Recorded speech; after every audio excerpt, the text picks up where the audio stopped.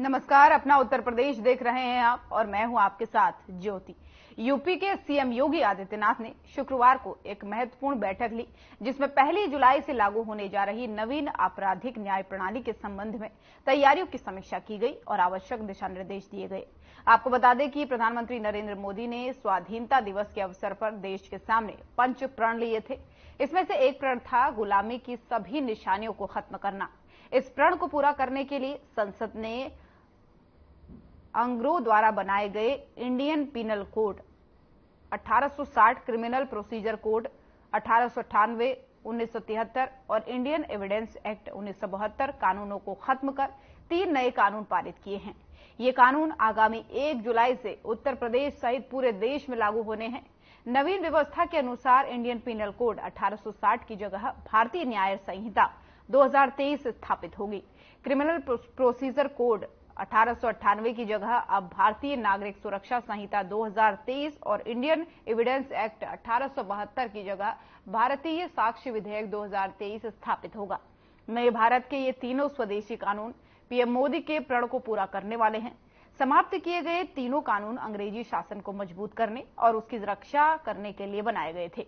उनका उद्देश्य दंड देने का था, न कि न्याय देने का, जबकि भारतीय लोकतंत्र न्याय की अवधारणा वाला है। और इसी के साथ ही बैठक में और भी दूसरे मुद्दों पर चर्चा हुई।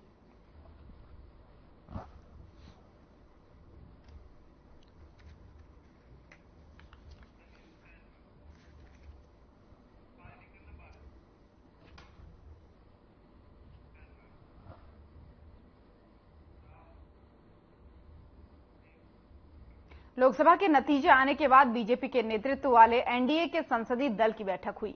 बैठक में सरकार गठन को लेकर के चर्चा की गई। इस बैठक में कई राज्यों के मुख्यमंत्री भी शामिल हुए। वहीं पीएम मोदी को एनडीए का नेता चुना गया।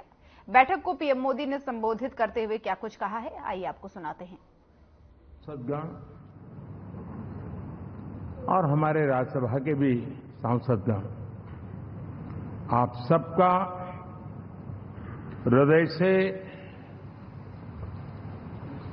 बहुत बहुत आभार व्यक्त करता हूं।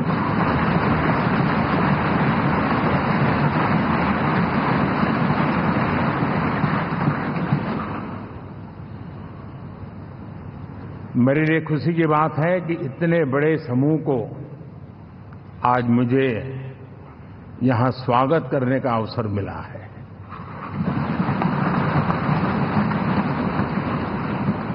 जो साथी विजयी होकर के आए हैं, वे सभी अभिनंदन के अधिकारी हैं। लेकिन जिन लाखों कार्यकर्ताओं ने दिन रात परिश्रम किया है, न उन्होंने दिन देखा न रात देखी, और इतनी भयंकर गर्मी में हर दल के कार्यकर्ता ने जो पुरुषार्थ किया है, परिश्रम किया है, मैं आज संविधान सदन के इस सेंट्रल हॉल से सर झुका करके उनको प्रणाम करता हूं।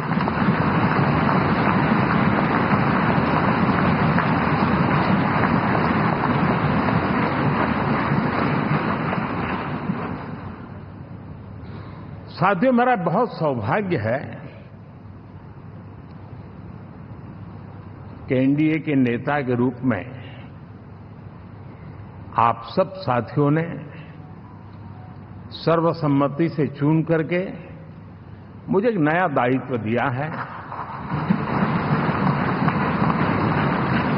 और इसके लिए मैं आपका बहुत बहुत आभारी हूं।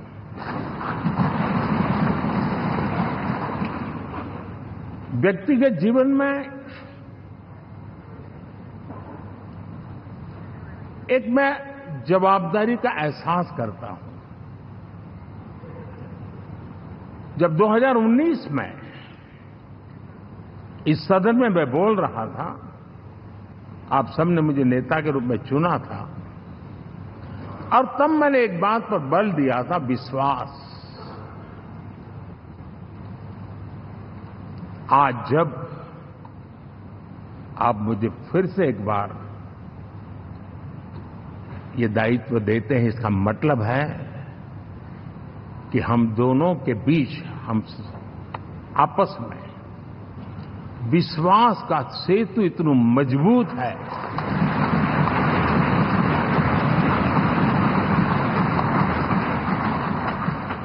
ये अटूट रिश्ता विश्वास की मजबूत धरातल पर है और ये सबसे बड़ी पूंजी होता है। और इसलिए ये पल मेरे लिए भावुक करने वाले भी हैं और आप सबके प्रति जितना धन्यवाद करूं उतना कम है।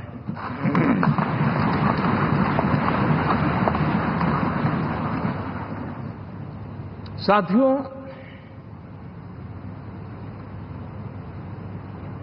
बहुत कम लोग इन बातों की चर्चा करते हैं, शायद उनको सूट नहीं करता होगा,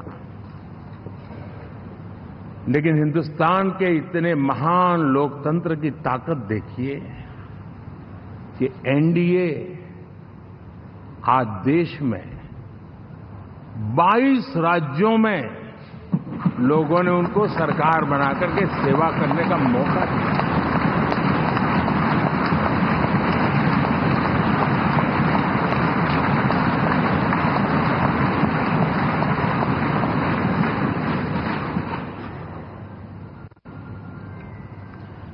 हमारा ये अलायंस सच्चे अर्थ में भारत की असली जो स्पिरिट है, जो भारत का आत्मा है, भारत की जड़ों में जो रचा बसा है, उसका एक अर्थ में प्रतिबिंब है।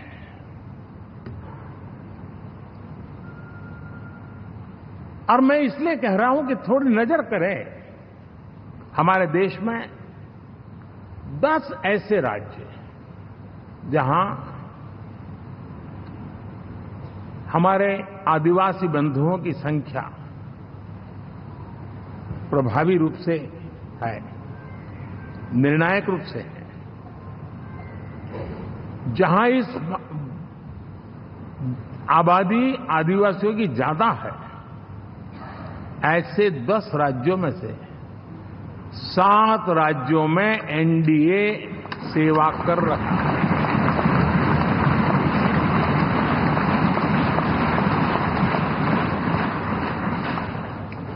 साथियों, हम सर्वपंथ संभाव के हमारे संविधान को समर्पित है और देश में चाहे हमारा गोवा हो या हमारा नॉर्थ ईस्ट हो, जहां बहुत बड़ी मात्रा में हमारे ईसाई भाई बहन रहते हैं, आज हम उन राज्यों में भी एनडीए के रूप में सेवा का अवसर हमें मिला हुआ है।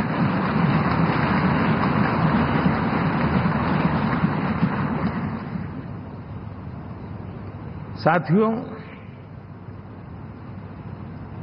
प्री पोल अलायंस हिंदुस्तान के राजनीतिक इतिहास में और हिंदुस्तान की राजनीति में गठबंधन के इतिहास में प्री पोल अलायंस इतना सफल कभी भी नहीं हुआ है जितना कि एनडीए हुआ।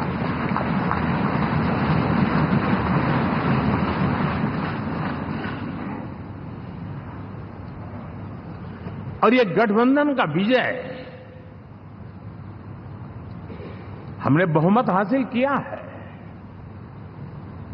और मैं कई बार कह चुका हूं, शब्द अलग होंगे लेकिन मेरे भाव उसमें एक सातत्य है। सरकार चलाने के लिए बहुमत आवश्यक है, लोकतंत्र का वही एक सिद्धांत है, लेकिन देश चलाने के लिए सर्वमत बहुत जरूरी होता है।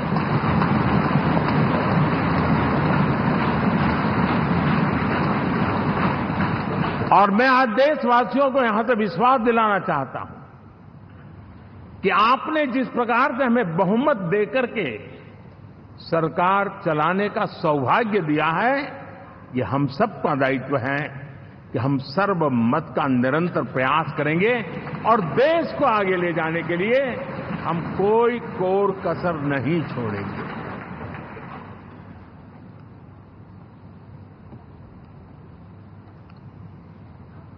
साथियों, एनडीए को करीब करीब 3 दशक हो चुके हैं।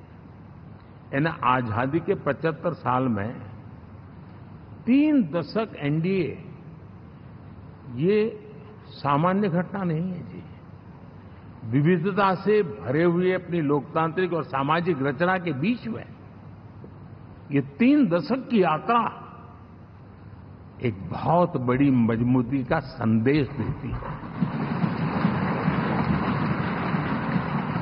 और मैं आज बड़े गर्व के साथ कहता हूं कि किसी एक समय वो था कि संगठन के कार्यकर्ता के रूप में इस अलायंस का हिस्सा था, व्यवस्थाओं से जुड़ा रहता था और आज सदन में बैठ करके आपके साथ काम करते करते मेरा भी नाता इससे 30 साल का रहा है। और मैं कह सकता हूं, हकीकतों के तथ्यों के आधार पर कह सकता हूं, ये सबसे सफल अलायंस है।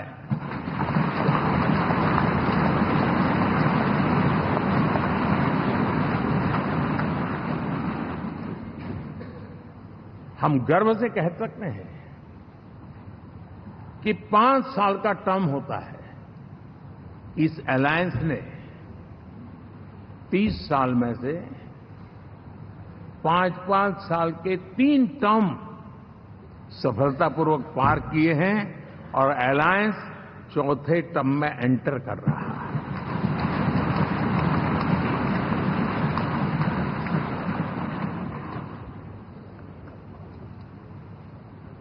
साथियों, इस बात को जो राजनीति के विशेषज्ञ हैं, अगर मुक्त मन से, मुक्त मन शब्द बहुत महत्व का है, वे सोचेंगे तो पाएंगे कि एनडीए ये सत्ता प्राप्त करने का या सरकार चलाने का कुछ दलों का जमावड़ा नहीं है। ये राष्ट्र प्रथम की मूल भावना से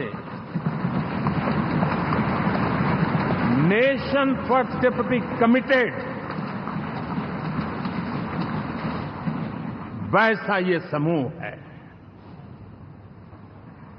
और 30 साल का लंबा कालखंड शुरू में शायद असेंबल हुआ होगा, लेकिन आज मैं कह सकता हूं कि भारत के राजनीतिक व्यवस्था में एक ऑर्गेनिक अलायंस है।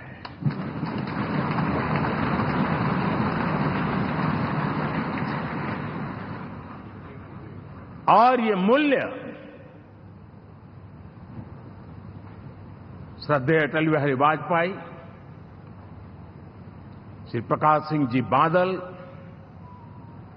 श्री बाला साहब ठाकरे, श्री जॉर्ज फर्नांडिस, श्री शरद यादव, अनगिनत नाम में कह सकता हूं। इन लोगों ने जिस बीज को बोया था, वो आज भारत की जनता ने विश्वास का सिंचन कर करके उस बीज को वटवृक्ष बना दिया है।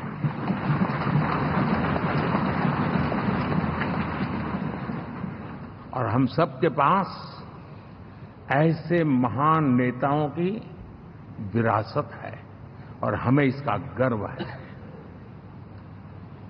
बीते 10 वर्षों में हमने एनडीए की उसी विरासत, उसी मूल्यों को लेकर के निरंतर आगे बढ़ने का और देश को आगे बढ़ाने का प्रयास किया है। जैसे मैंने कहा, मुक्त मन से राजनीति के विश्लेषक अगर विश्लेषण करेंगे तो देखेंगे कि एनडीए का जो लोग दिखते हैं ना, उसमें एक कॉमन चीज नजर आती है और वो है गुड गवर्नेंस। इन सब ने अपने अपने समय में, अपने अपने कार्यकाल में जब जब जहां सेवा करने का मौका मिला है, गुड गवर्नेंस इस देश को दिया है। और इस प्रकार से एनडीए एक प्रकार से, एनडीए कहते ही गुड गवर्नेंस ये अपने आप पर्यायवाची बन जाता है। साथियों, हम लोगों के सभी के कार्यकाल में, चाहे मैं गुजरात में रहा हूं या बाबू हमारे आंध्र में रहे हो या नीतीश जी ने बिहार के लिए भरपूर सेवा की हो, हम सबके अंदर केंद्र बिंदु में गरीब का कल्याण केंद्रस्थ रहा है।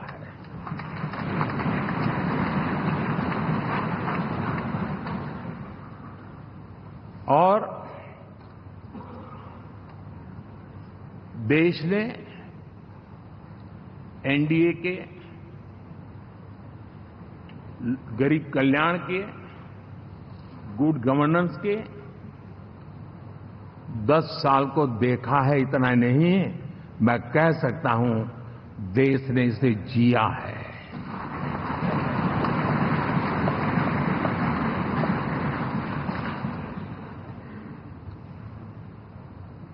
जनता जनार्दन ने सरकार क्या होती है, सरकार क्यों होती है, सरकार किसके लिए होती है, सरकार कैसे काम करती है, इसको पहली बार अनुभव किया है।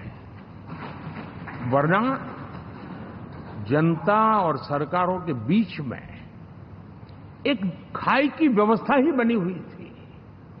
हमने उसको पाठ दिया है। हमने सबका प्रयास का मंत्र देश को नई ऊंचाई पर ले जाने के लिए चरितार्थ करके देखा है। साथियों, एनडीए सरकार में हम अगले 10 साल में, मैं बहुत जिम्मेवारी के साथ कह रहा हूं, अगले 10 साल में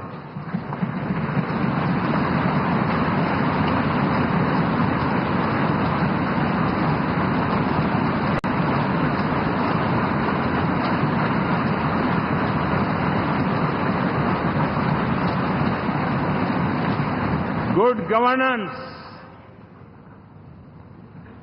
विकास, नागरिकों के जीवन में क्वालिटी ऑफ लाइफ, और मेरा व्यक्तिगत रूप से एक बहुत बड़ा ड्रीम है, मैं लोकतंत्र की समृद्धि को जब सोचता हूं तो मैं चाहता हूं कि सामान्य मानवीय के जीवन में से, और खास करके मध्यम वर्ग, उच्च मध्यम वर्ग, उनके जीवन में से सरकार की दखल जितनी कम हो उतनी लोकतंत्र की मजबूती है।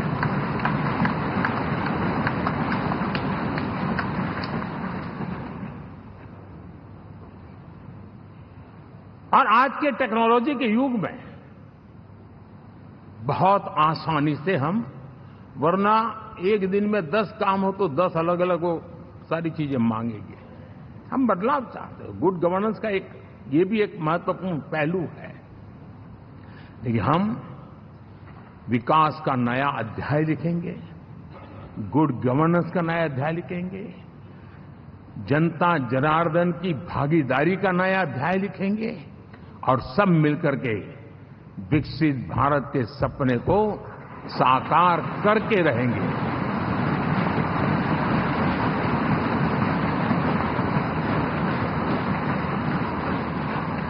साथियों, एनडीए में, और मैं अगर विस्तार से कहूं तो सदन में किसी भी दल का कोई भी जनप्रतिनिधि होगा, मेरे लिए सब बराबर है।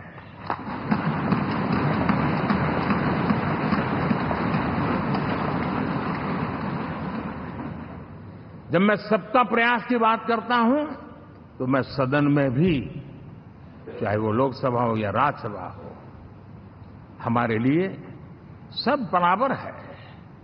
और यही एक भाव है जिसके कारण 30 साल से एनडीए अलायंस मजबूती के साथ आगे बढ़ा है। अपना पराया कुछ नहीं है। सबको गले लगाने में हमें कभी कोई कमी नहीं रखी है। उसी का परिणाम है कि जनता का विश्वास भी जीत पाते हैं। साथियों, हमने 2024 में जिस टीम भावना से काम किया है और ग्रासरूट लेवल पे किया है, सिर्फ फोटो ऑप करना, नेता मिलकर के हाथ हिलाएं और फिर तुम्हारे रास्ते में मेरे रास्ते, ऐसा नहीं। ग्रासरूट लेवल तक सबने मिल करके ये जो काम किया है, और उसी ने हमें ऑर्गेनिक अलायंस का सामर्थ्य दिया है।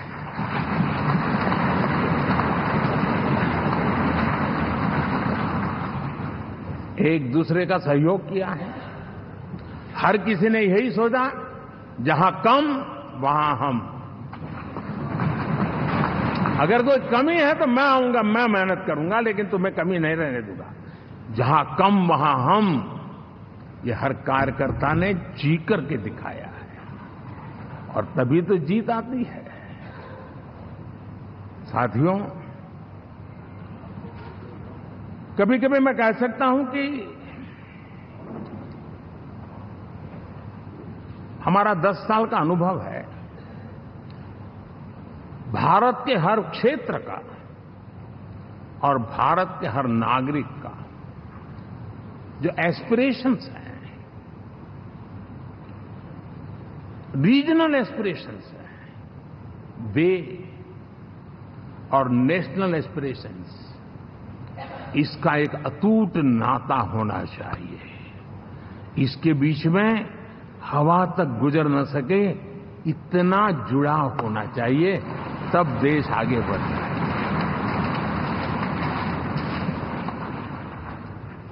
साथियों, इस चुनाव में मैं कुछ उल्लेख जरूर करना चाहूंगा जो मेरी नजरिए से मैंने देखा है। दक्षिण भारत में एनडीए ने एक नई राजनीति की नींव मजबूत की है।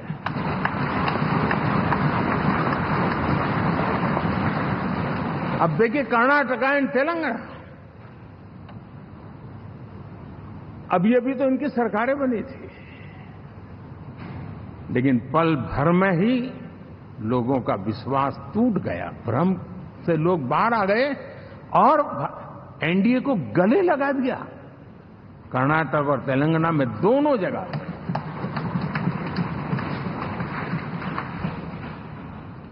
साथियों, तमिलनाडु, मैं तमिलनाडु की टीम को भी बधाई देना चाहूंगा। और वहां हमारा एनडीए समूह बहुत बड़ा भी है, और कईयों को पता था कि हम एक साथ एक सीट नहीं लड़ा पाएंगे, लेकिन इस लड़ाई में हम साथ रहेंगे। और मैंने बहुत से एनडीए के साथी तमिलनाडु में ऐसे हैं कि जिनका कोई उम्मीदवार नहीं था, लेकिन इस झंडे को ऊंचा रखने के लिए वो जी जान से जुटे थे। और इसलिए आज तमिलनाडु में भले हम सीट नहीं जीत पाए, लेकिन जिस तेजी से एनडीए का वोट शेयर बढ़ा है, वो साफ साफ संदेश दे रहा है कल में क्या लिखा हुआ है।